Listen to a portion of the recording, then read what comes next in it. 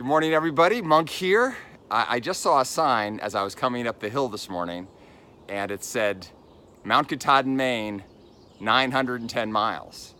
And I was pretty jacked because, it's all relative.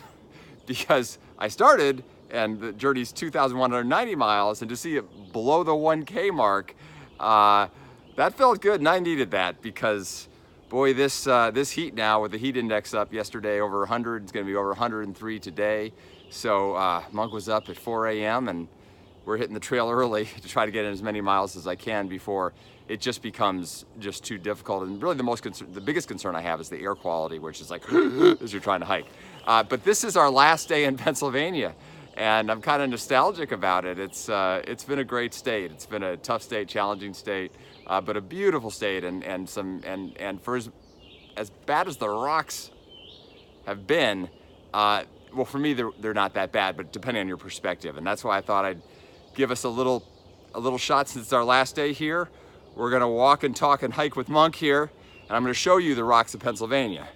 Okay, this here is where probably 15%, 20% of the trails are like this, and this is kind of what I'd call a small rock field, and the story goes that every state on the East Coast took all their rocks and dumped them in Pennsylvania.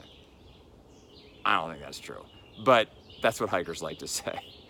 And people lose their minds.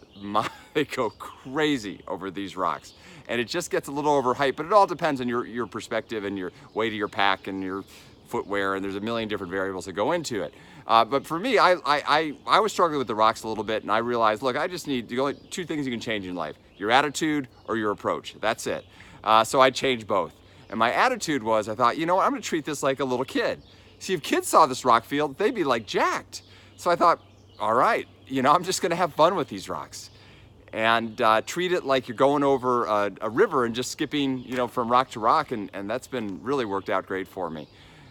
So I wanted to kind of give you a little picture of the rocks here, and and actually let me just say this: there's this kind of low-level field, and then there's medium boulders, and then there's the big boulders. With these and the kind of the medium boulders, you can kind of do the skipping technique. You always got to keep your head down. That's the key, or else you're going to stub your toe, which I've done probably 50 or 60 times today. Happens a lot, but you just got to pay attention.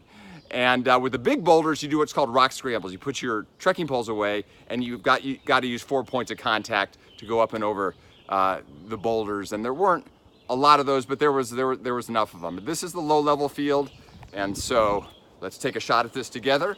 So you can see, whoa, okay. So what I'm going to do is I just pick a rock. I look ahead, go to one rock, go to one rock, go to one rock, go to one rock, go to one rock, go to one rock, go to one rock, go to one rock, and you can kind of just glide right across the field. Now, what some people really get concerned about the sharp rocks that are sticking up, like that one there. But my simple approach is, well, don't step on it. So I just look for the sharp rocks and avoid them, whenever I can, because those can be real, ankle twisters.